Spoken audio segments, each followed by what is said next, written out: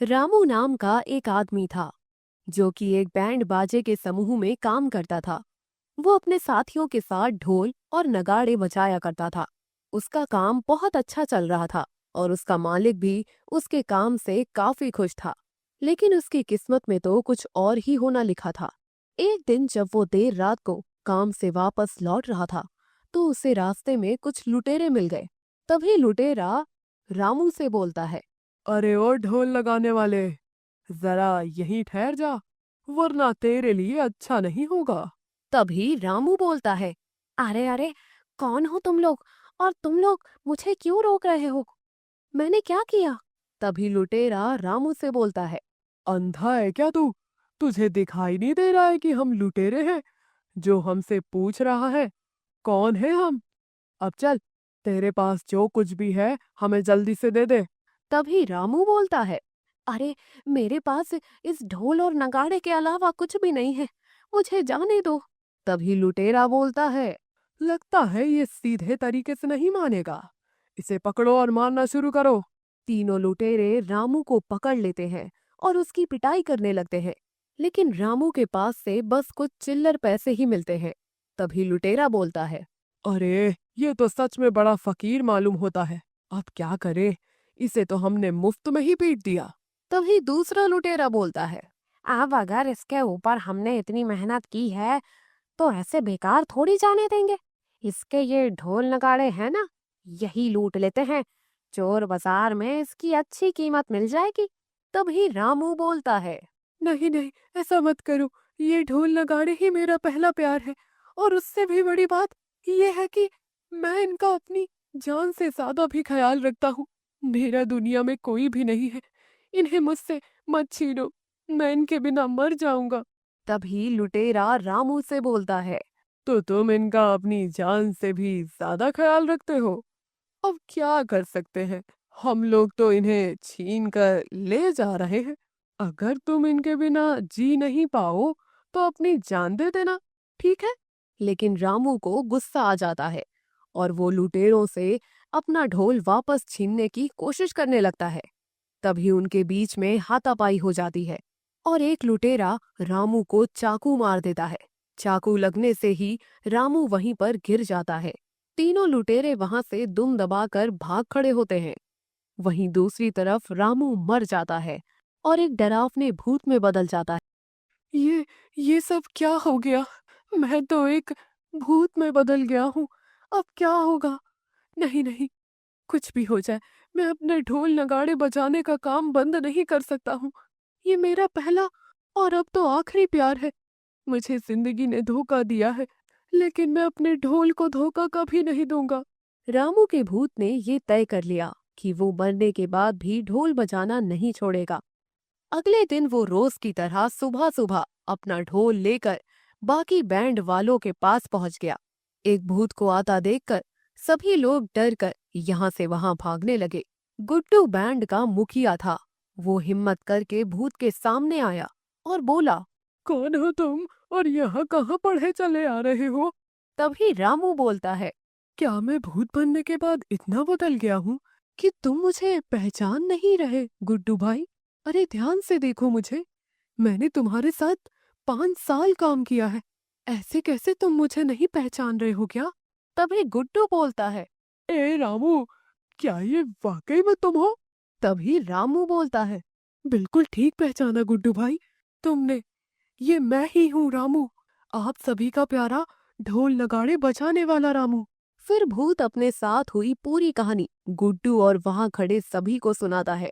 अब मैं क्या बताऊं, दुखी तो मैं बहुत ज्यादा हूँ, लेकिन खैर, अब कर भी क्या सकते हैं।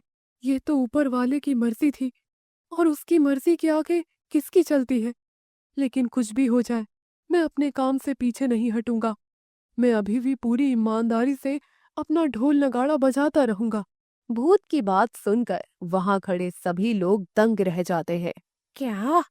ये तुम क्या कह रहे हो रामू? ये भला कैसे हो सकता है?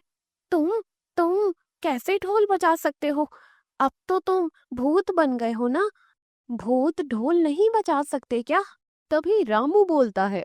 अरे, मरने के पहले भी मैं ढोल बजाने में इतना माहिर था, और अभी भी तुम मुझे आजमा कर देख लो। तभी लोग बोलते हैं, बात कला की नहीं है रामू, बात ये है कि अगर एक भूत हमारे बैंड में ढोल बजाएगा तो लोग क्या कहेंगे। अरे ऐसे तो लोग डर जाएंगे। तभी रामू बोलता है, तो तुम मुझे मना कर रहे हो क्या? तुम्हें अपनी जान प्यारी नहीं है? तुम्हारी मुझे मना करने की हिम्मत भी कैसे हुई? भूत की धमकी सुनकर वहां खड़े सभी लोग डर गए। मजबूरी में उन्हें भूत को भी अपने साथ ले जाने के लिए मानना ही पड़ा। गुड्डू ने बैंड के सभी लोगों को समझा दिया था कि उन्हें भूत के आसपास घेरा बनाकर रखना है ताकि उसे कोई देख ना पाए। बैंड के सभी लोग डरे हुए थे, लेकिन उनके पास और कोई रास्ता भी नहीं था। ना चाहते हुए भी वो सब भूत को लेकर एक शादी में पहुंचे जहां पर उनके बैंड को बुलाया गया था। रामू का भूत हमेशा की तरह जोर जोर से खूब जोश में आकर ढोल बजाने लगा। कुछ देर तक तो बाराती यहाँ वहां नाचते रहे और फिर वो सब बैंड वालों के बीचों बीच आकर नाचने लगे। आहा आहा, आज मेरे यार की शादी है, आज मेरे यार की शादी है। लगता है जैसे सारे संसार की शादी है, आज मेरे यार की शादी है। अरे ओ ढोल वाले, जरा दमदार ढोल बजाओ। बाराती की बात सुनकर भूत को गुस्सा आ जाता है।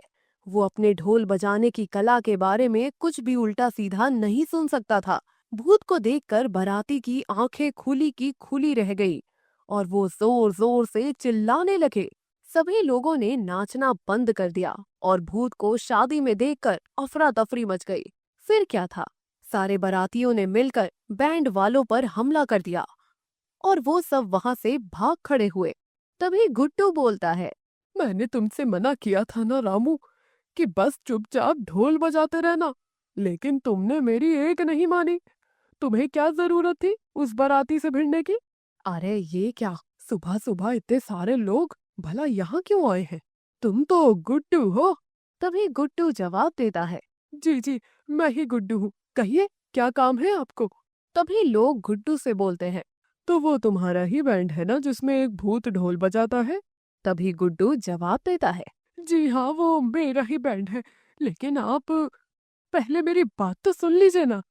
मैं बहुत मजबूर था, मैं उस भूत को जानबूझ के अपने साथ लेकर नहीं आया था।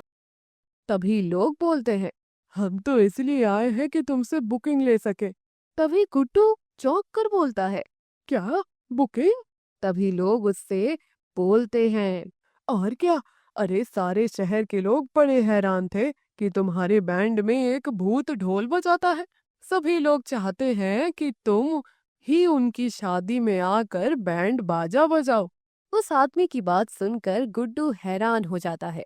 गुड्डू ये सब सुनकर बहुत खुश हो जाता है।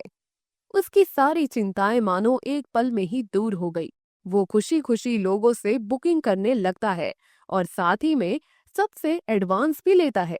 आज उसे महीने भर का फायदा एक ही दिन में हो गया था। तभी रामू खुश होकर बोलता है। ये तो कमाल ही हो गया। और वैसे ये तो होना ही था, मैं इतना अच्छा ढोल बजाता हूँ। तभी गुड्डू रामू से बोलता है। बिल्कुल बिल्कुल, चल रामू, और अब तो तुम्हें बहुत ढोल बजाना है। हम पूरे महीने के लिए बुक हो गए हैं। तभी रामू बोलता है। हाँ, क्यों नहीं, मैं तो एकदम तैयार हूँ।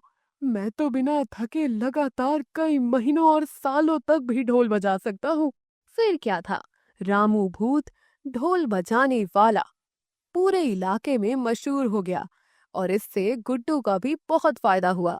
तो दोस्तों, कैसी लगी आपको हमारी ये कहानी? कमेंट करके जरूर बताएं। ऐसी ही और कहानियां सुनने के लिए हमारे चैनल को सब्सक्राइब करें और बेल आइकन भी दबाएं।